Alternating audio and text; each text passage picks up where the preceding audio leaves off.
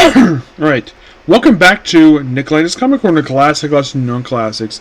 This is episode number 3160, Doubleshot number 3054. Got two cosmic related trades here. First up we have is Star-Lord, the Saga of Peter Quill. Yeah, this is like various Star-Lord stuff from over the years, like mostly in the last 20 years. Marvel released another one of these trades before called Star-Lord Guardian Galaxy, where that book practically collected like all of his spotlight stuff he did throughout the 70s and a little in the 80s, and then that was it. It's basically his earliest stuff, which I'm glad they did that. This is simply put basically here because despite the fact they already kind of did something like this, they did it again, this time with more recent stuff. This book contained this is all about the life of Star-Lord. So we have Guardians of the Galaxy Volume 3.1, the Star-Lord first 5 issue Star-Lord Volume 2, the Thanos first volume issue 7 to 12, and Annihilation Conquest Star-Lord. Now, most of the stuff in this trade I've discussed before, except for the Star-Lord issues. Those issues are written by Sam Humphries. The storyline is called Star-Lord Year 1. I read this, I'm like, wait, didn't we already tell the story already? Basically, with the Guardians of the Galaxy issue, which tells his new backstory. Nope, let's tell it again. Despite the fact it's only been 2 years. So the story is that this is kind of presumably after the flashback, a little bit in the Guardians of the Galaxy issue. So he gets enrolled in a space program that you think, wait, a space program? Yeah, sounds like it's like Sam Humphries is taking the ideas from the original debut story from the 70s and just kind of modernizing a little bit, because a lot of stuff here is like, yeah, it feels like basically like a remake. So then basically I think they can't make it because he's just a mechanic for some reason. Of course, he was a coward, and also the fact he saw everything by punch people. Despite the fact that apparently that when I see they rightfully deserve to be punched. And apparently also that the commander of the project is an old friend of his mom's. So she's reluctant to make him an astronaut. Like he really wants to be an astronaut so badly. At least he's not, pointing a gun at people like he did in the original story. Here he just steals a ship, goes off into space, and then is picked up by the Ravengers. And you think, they give him the name Peter Quill, like, oh, it's just a kid. Like, he's not a little boy. He's basically like he's about 20-ish. And he's kind of coerced to join the Ravengers by becoming their janitor. And get this, the one thing he used to clean the floors, it says Star-Lord on it. I have no idea why Sam Humphries did this for. It's like, oh, did he take the name Star-Lord from a cleaning device? Oh, by the way, I should point out, though, something very interesting about this storyline. This storyline in particular is famous for debuting the 616 version of this character. It happens right in issue 2. Here's a Ravager spaceship, which I think this comic is the debut of the 616 debut of the Ravengers, and the 616 debut of the Yondu. You're thinking, wait, Yondu, wasn't he part of the Guardians of the Galaxy from the future? Yes, he was, except this actually was later retconned to be his ancestor. Yes, this dick, who is clearly inspired. It's like the only reason why they brought this character in here, why the redesign for Yondu, it's because the movie. Except that it is not basically replacing the one from the classic book that was created by Arnold Drake. No, this is the present-day version. This guy even got a mini-series. Yeah.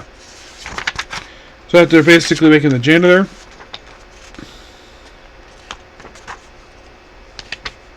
And apparently then there was a launch, and then we see on the clean device used to clean the floors. This is where I mean Star-Lord. Yeah, it's like Sam Humphries is implying the fact he took the name Star-Lord from a cleaning device. So eventually he's wearing a sweater that says Atlas on it for some reason, probably because it's not the Marvel Comics 50s. So he goes various planets. with the Ravengers. It's like he's kind of with the pirates. And eventually he does get his signature mask. You also see him like smooching alien woman, something he would constantly do in comics. You know, especially in the movies, he would kiss women, alien women. So it's like basically that the writer, it's like he's like Mars' version of Captain Kirk. And eventually by issue 4, he gets the movie look. Yes, for some reason in this remake continuity, he gets the movie costume. Not sure exactly why. That'd be his first outfit, despite the fact that's not the outfit. Eventually, that's the people he actually kind of abandoned. And eventually, like almost stealing a Badoon spaceship, and he ends up punching because they found that he actually really is their person they went to space. Which this never happened in the story. People left behind on Earth, yeah, they never returned. This actually was a new take on it, which I do appreciate the fact that it's a new take on it. So.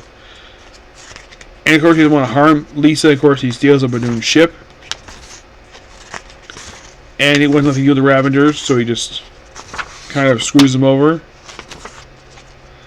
Of course, he confirms up with Janet. The other stuff, he's supposed to be a Star Lord, like nice flying Star Lord. And they go to a colony. Which then, of course, basically. Then he goes flying off into space, something he can't actually.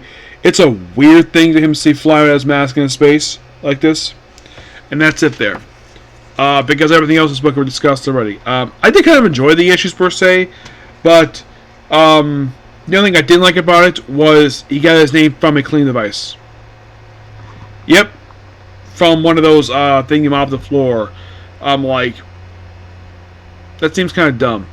Now, I didn't mind the fact introducing Yondu here. That's perfectly fine. I have no problem with Yondu. Basically, a look of him based on the look from the movies. That's perfectly fine. No issue with that at all.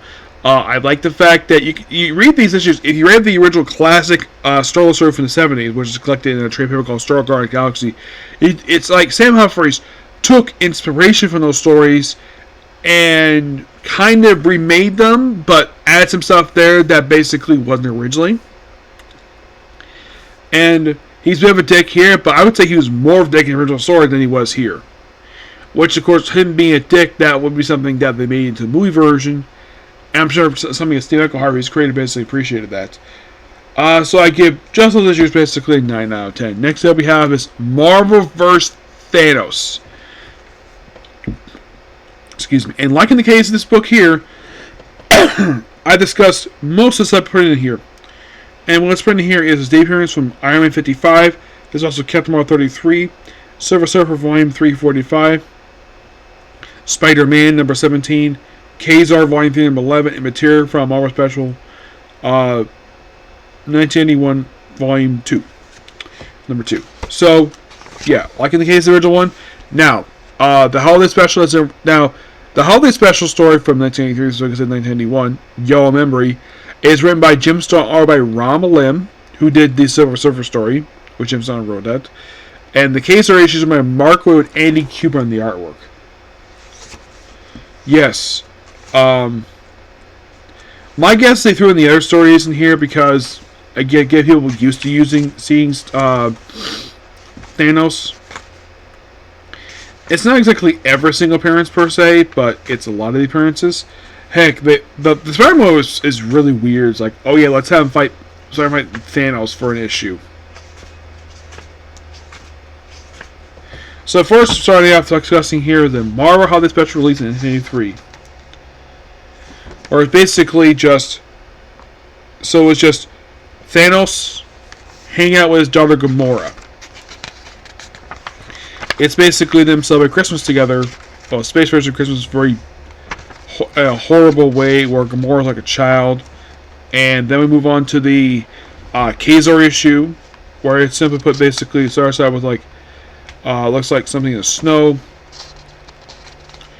And it's called Urban Jungle Part 4. And this is the sole appearance of Thanos in this whole book. And then we have Ka-Zar's here with his smoking hot wife, Shauna the She-Devil, and his son, Matthew.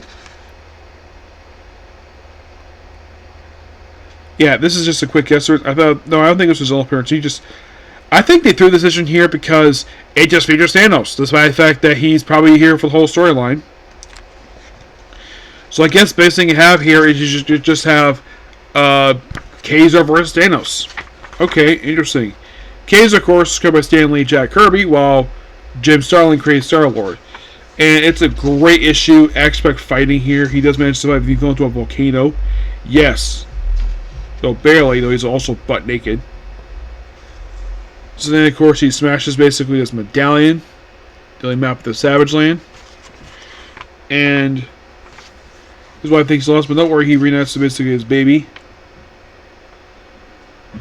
And they fire on something. And then supposedly it looked like maybe kill Thanos, but I don't think so.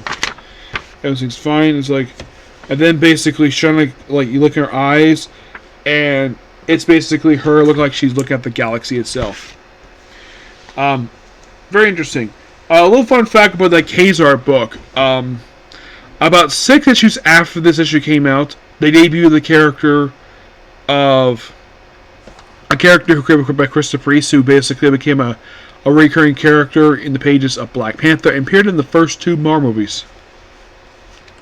Appeared in 2 Black Panther movies, and he also appeared in Captain America: Civil War. It was a character created by it was a character that Christopher Priest created. Because remember, debuted in issue 17, because Christopher Priest took over the book after issue DeMarco Wade left the book.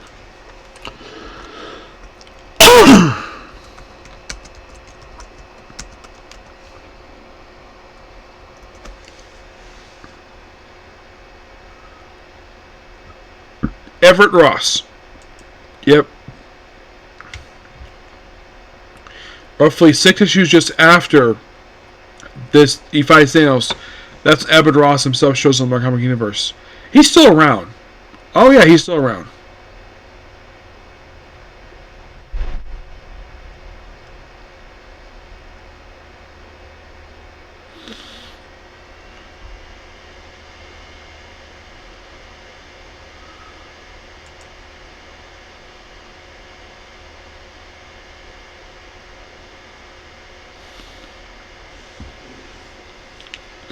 But yeah, not much to say about these 2 books.